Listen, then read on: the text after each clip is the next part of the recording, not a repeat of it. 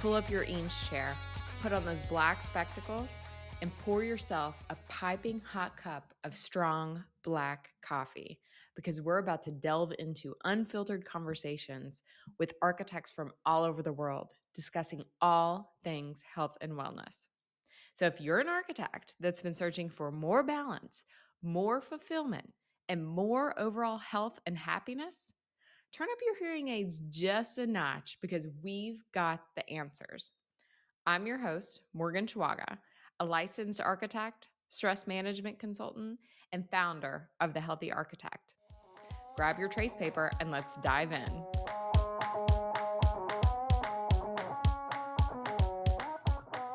Hi, Kayla. How are you? I'm great. How are you, Morgan? I'm doing wonderful. Thank you so very much for joining us on the Healthy Architect podcast. Thank you so much for having me today. I'm really excited for our conversation. And before we get into the episode, also, I want to start by sincerely thanking you for all of the profound and important work you're doing at The Healthy Architect. I truly think what you're doing is so needed in our industry, and I am so excited to see the impact that you continue to have here. Oh, thank you so much, Kayla. It's much needed in our profession, and it is only the beginning. We are only scratching the surface right now, and I cannot wait to see where our industry is in 6 months to a year. Me too. We're barely scraping the surface. I agree. All of my listeners that are here, this is Kayla Barko. She's a project architect and founder of Build Your Sanctuary. And Kayla will be teaching journaling classes in the Wellness Hub for Architects in August. So Wednesday, August 7th, Wednesday, August 14th, Wednesday, August 21st, and Wednesday, August 28th. So basically every Wednesday in August from 12 to 12:15 Eastern Standard Time. So thank you for doing that, Kayla. Absolutely. So I'm going to be honest with you. I don't know that much about journaling. Can you tell me when you started, why you started, all of those things? Yeah, absolutely. So I think, like a lot of architects, I was more into drawing and the visual side of things, and writing was really not my strong suit or something I was even interested in. I think, like a lot of architects, probably I really wasn't into writing assignments in school. So it was something that I definitely resisted in the beginning. I definitely had heard that there were a lot of benefits to journaling and writing, and I had honestly tried to give it a couple tries, but it just never quite stuck with me. And I never put aside the time to prioritize myself to make it happen. So I think throughout my journey of becoming an architect, I was really just set towards the goal of becoming licensed and practicing my whole life. So I had all of these check boxes and goals that I wanted to accomplish. And I think it really wasn't until I got my license, which I put as that final checkbox, that I started prioritizing myself and thinking about what's next for my life and what do I really want in my life. So that's really when I started to take journaling more seriously and started dedicating myself to making it work and seeing if it could really help do that. Where would one start with journaling? I definitely started just asking myself, what is true for me and how am I truly doing? So, starting to build that relationship with myself in terms of a friendship. And I think it's so ironic and interesting too, in the fact that a lot of people are always asking other people for advice or asking, what should I do in this situation, when we actually have the most context on our life than anyone else on this planet. You might be born into a family and be with your parents for the first half of your life, and then maybe your partner and your children at the second half of your life. But throughout your life, you are the only constant source, and you have so much wisdom and so many answers inside of yourself. To start forming that relationship, you really need to ask yourself truly, how are you doing, and talking to yourself as a friend. So that's where I always tell people to start, is to start talking to yourself as a friend and ask yourself and check in with yourself on how are you truly doing? How are you truly feeling? And coming at it from a non-judgmental standpoint. Oh man, that is so good. I love that so much. If I have never journaled before, which I have dabbled in a little bit, but What does it look like? Should I be focusing on like full sentences and full paragraphs, or what should I be focusing on? Like, how do I even start? So, this practice can honestly look different for everyone, as if any other practice like yoga or meditation or exercise, it looks different for everyone. And what I tell people to do is really explore that relationship of what it looks like for you. No, you don't need to be having perfect grammar or talking complete sentences. It's really up to you of how you want to structure it in a way. I would say after you're starting to build that relationship with yourself and understand where you're at, you want to start building some awareness. So I think this comes in with some analysis in a way of trying to figure out, where did these beliefs come from? Are these relating back to core beliefs in my life? And are there things about the situations that I'm in or things that I'm doing in my daily life that I want to change? So there is some analysis. And then I would say the third step comes in of wanting to challenge those beliefs. So are there things that you wish you weren't doing, or a different way that you want to feel, and things that you can start to challenge and prioritize differently? Can I, if I'm journaling, can I just literally brain dump any information that's in my brain, whether that's worries or a to do list or thoughts about the past or the present or the future? Can I just brain dump that onto paper? Of course. Yes. And I think that is highly effective and something that I do myself, especially at nighttime in terms of calming overwhelm or overthinking. I find a lot that getting it out on the page and into the book really settles and calms your mind. So, yes, brain dumping is a very effective strategy in terms of journaling. So after I brain dump, then what do I do? Do I just leave it there or do I go back and analyze it? You can start to go back and analyze it and realize that there may be some patterns in your thinking or things that you want to challenge. Or you can honestly just throw it away. Like some people do it like that, where they never open the journal again, or some people burn them or throw them out. So it's truly a form of experimentation on what feels good to you and what helps you the most as you start journaling with those brain dumps. I think it gets a negative connotation sometimes too, in terms of journaling needs to be a negative thing where you're getting out stressful feelings and dumping all of these things out. But I find it to be very helpful in terms of positive situations too, and recording things that you're grateful for, good things that happen to you in the day, because I really like going back and reading those when I'm having a hard day or when I'm having a tough time. And it reminds me that not every day is bad, not every day is a struggle, and there are good things to be grateful for and happy about too. That's really good because you're right. I was thinking about journaling as let's dump out all the bad so I can experience the good.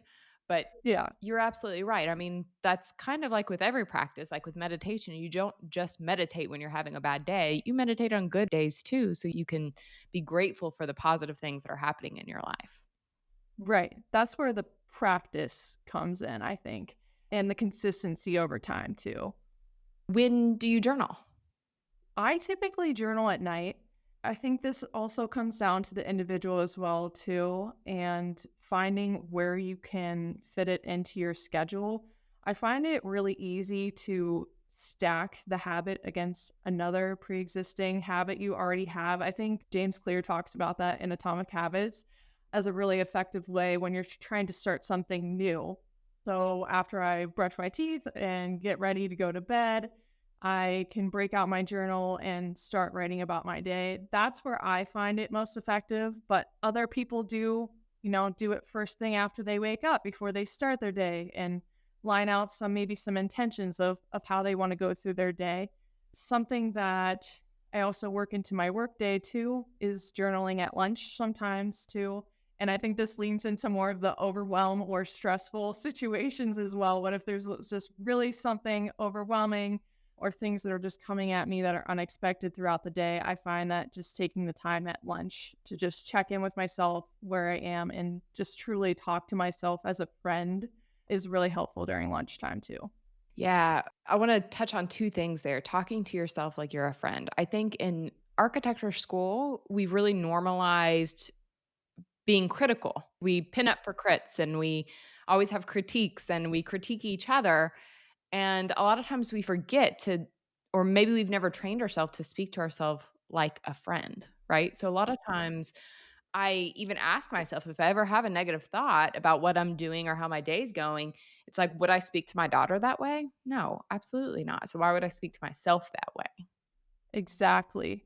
I think about that as well too. I think this thing that I'm saying to myself that's a negative expression, would I talk to a friend like that? Would I talk to a family member like that? No. So I wouldn't be talking to myself like that. And I think the magic in journaling too is that it slows down your thoughts too. So you can only think as fast as you can write. So it really helps you take a step back, especially reading it back later and realizing how you're thinking about yourself. And you can really choose a different path and be more intentional about it. Can you tell me a little bit more about how you incorporate journaling into your workday? Do you have a specific journal that you keep at work? Do you take it with you everywhere? Do you just grab a piece of paper and start journaling? Tell me how you incorporate that into your workday and what kind of triggers you to incorporate it. Yeah. So I have just one journal that I'm journaling everything in. I know some people do like to have separate journals for things, like a work journal or a personal journal or a journal where they're tracking certain things like reading lists or habits that they're tracking. But I personally track everything all in one journal. Doesn't always have to be in the journal though. I guess if you just have a piece of paper, yeah, it can just be a piece of paper and I'll fold it up and just put it in one of my pages of where I am in the journal. But I personally put everything together. I think it's really nice to be able to look back on a day and have a comprehensive view. Sometimes I'll open a journal from a year ago and look back and say, what was I thinking back then? Where was my head at? And it's just amazing to see the growth that you've had over the years and think back, wow, I can't believe I was thinking like that, or I can't believe I was struggling with this thing or so worried about it. So yeah, I like keeping it all together for that aspect. Let's talk about who you were before you started journaling and after you started journaling. That growth that you've had before you started journaling and now that you have incorporated journaling into your everyday. Before I started journaling, I definitely was more scattered and in more of a survival mode in terms of just trying to get every task that came my way done without prioritizing them, like a lot of architects do. And after journaling, I definitely feel just calmer and more empowered that I'm able to organize my tasks more efficiently and be more intentional about my day in terms of what I want to accomplish and the goals that I want to get to. There's a couple moments that actually stick out to me too, in particular, especially when I was looking to change jobs and move to a new firm. So I had been working at a firm for a while, which was my first job out of school and graduating college.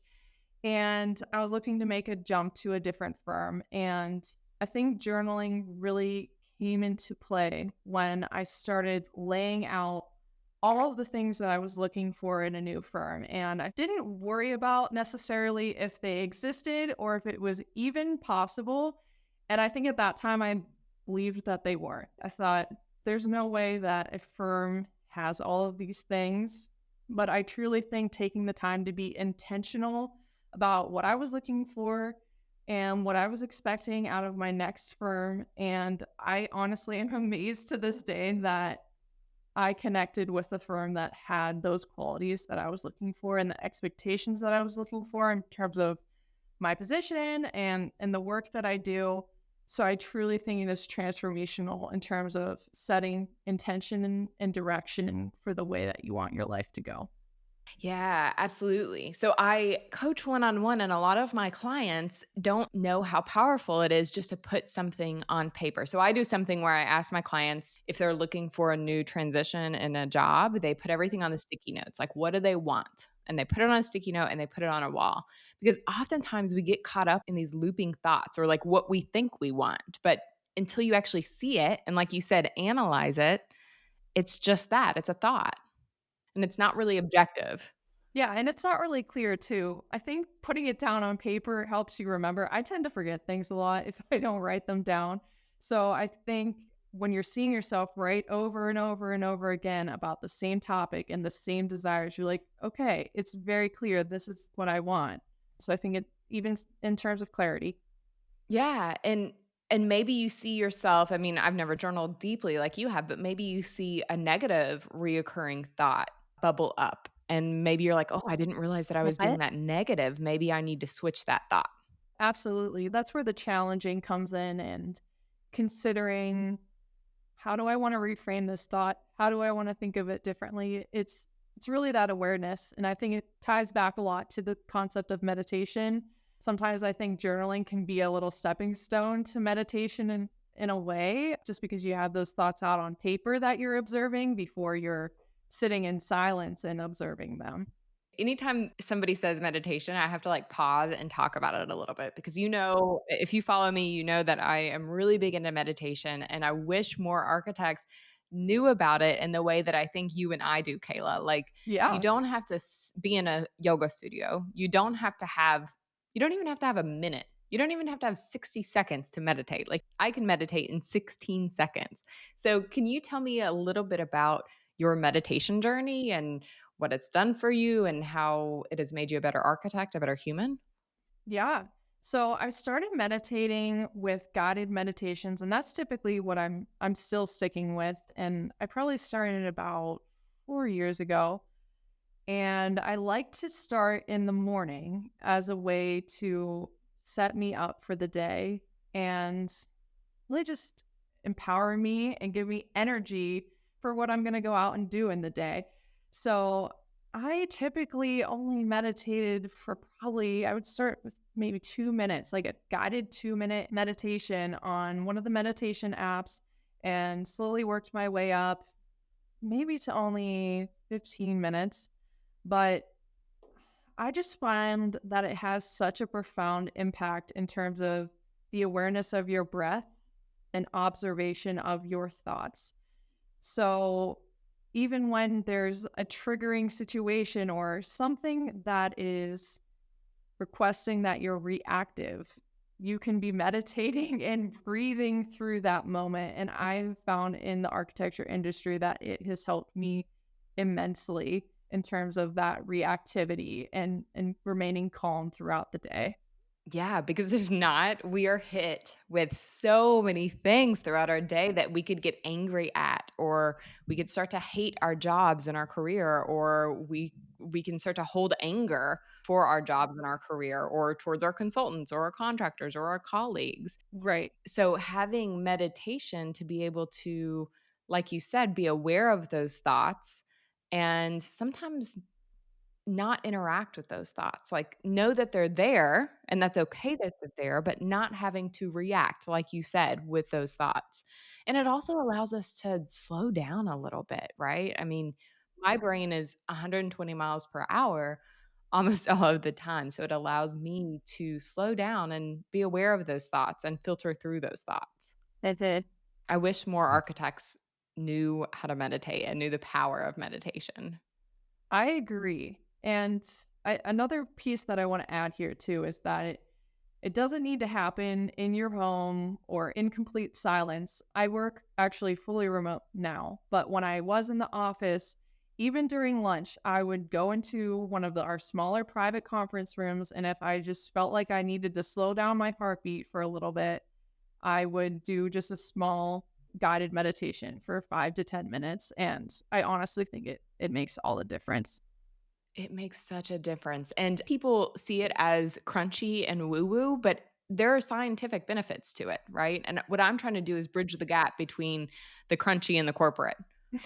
I love that, Morgan. I love that. Right? Because, like, there is that middle ground. You can bring breath work into your OAC meeting. It's like the most invisible tool you could ever use is your breath. Yes, Why wouldn't you do that? exactly.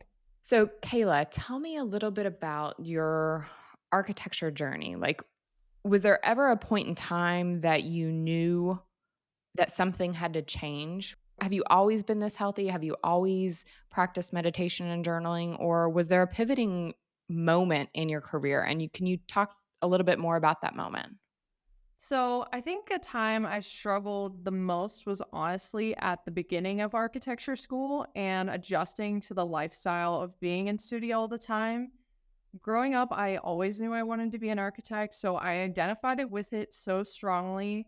There were plenty of people that told me it was going to be hard, but I was really willing to make it work and I was pretty stubborn about it. So I worked really hard in high school to try to align my curriculum with the classes I would be taking in architecture school. And back then, I would say I was pretty good at being balanced in terms of being involved in sports and having a social life and studying. But when I arrived at architecture school, the culture and the lifestyle was very shocking. And I quickly learned, like a lot of other students, that all nighters would be the norm and that it was cool to brag about how long you worked on your project and that your only other friends were probably going to be other architecture students. So I figured out that I probably couldn't be in other clubs or go home on the weekends or do things that other normal college students were doing. So I think a moment that sticks with me the most is during my second year, during Thanksgiving break, there were other kids in my class that were not going home for break and they just lived too far away. Thankfully, I lived pretty close to where I went to school, so I got to go home for the day, but I was there right the day after. But just seeing my classmates crying and literally breaking down and burning out was kind of a breaking point for me. And I really thought about, if I want to make this architecture thing work, I need to start adapting some healthy habits and trying to start integrating them into my life now and using architecture school as an experiment in a way. Because if we keep going on this path, it's just going to transition us into our careers full time. And kind of at that point, it's probably going to be too late. So it was around that time that I started trying to make sure I was actually sleeping and eating a little bit better and actually moving and having some boundaries too, and starting to treat my day in college like an 8-hour workday. So having some boundaries around what time I'm going to be at studio and what time I am leaving no matter what, and I'm going to bed. And I think that really just set me up for life after architecture school in terms of having boundaries and, arriving to the office at the same time and leaving the office at the same time. And if you're not leaving the office at the same time every day, you need to talk to someone and you need to communicate that your workload is too high or you need to be on a different team or you need more support. So I really found architecture school as that experimentation zone when I was really struggling with that transition to set me up on a better path. I would say you were very mature in undergrad then, as a sophomore, as a second year. Thank you for your compliment. Yeah, I would say you were very mature. I didn't hit that until much later in life, Yeah. so what would you have you ever had any repercussions of leaving your firm at a specific time or setting those boundaries? And how did you deal with those? I know this is something that a lot of other architects fear, I think. And I personally, maybe I have had some struggle or a little bit of pushback in asking for more support or less workload, but I really don't think it has disadvantaged me in the long run. I mean, I still graduated with my 2 degrees. I've gotten salary increases or new opportunities in the firms I've worked at. After graduating from college, I still got my license, won design awards, and things like that. So guess I'm just determined to challenge the traditional practice and find a way to make it work. Yes, there will be some pushback, but you really have to stand up for yourself and communicate what does and doesn't work for you. I think through the struggles, I've learned that it's kind of not worth it in a way to dedicate every waking moment of your life to architecture. Yes, it is a part of my identity. It is something that I have wanted since I was probably 10 years old. I decided I wanted to be an architect. Yes, it is so extremely important to me, but there's so many aspects of my life that are important as well. And I'm not going to sacrifice my health mentally or physically or socially to make this thing work. So, We could talk about any of those things on 5 more podcasts, literally forever. I could talk to you about these things. yes. But I wanna hone in on one thing that you said. The pushback has actually not negatively impacted you long term, and I think architects need to hear that because you're right. Architects are scared of the pushback. Will they not give me another project, or will I not get a raise at the end of the year? But this is what I say to that. What does it tell your boss or your colleague when you set that boundary?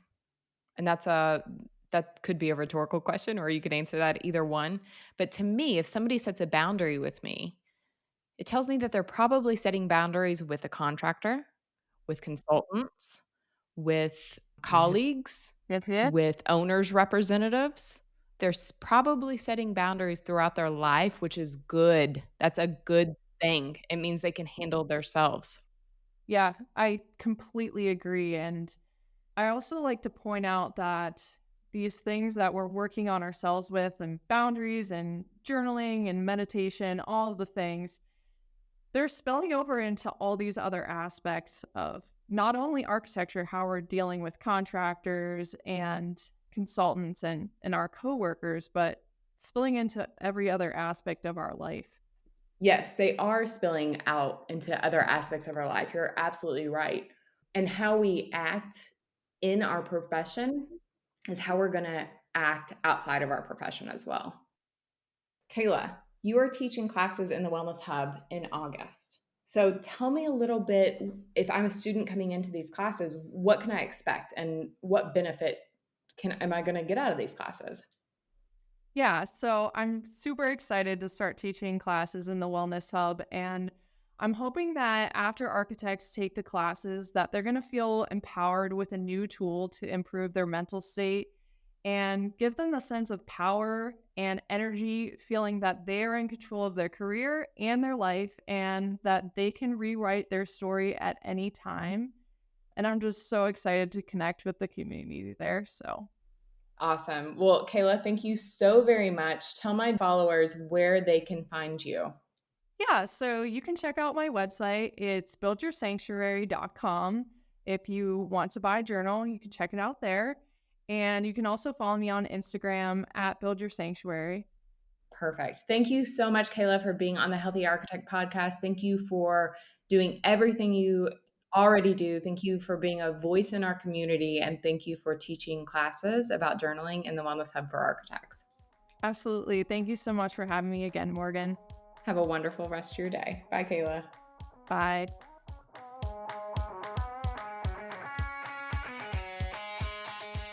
Architects, this podcast is the culmination of the most creative minds in the world.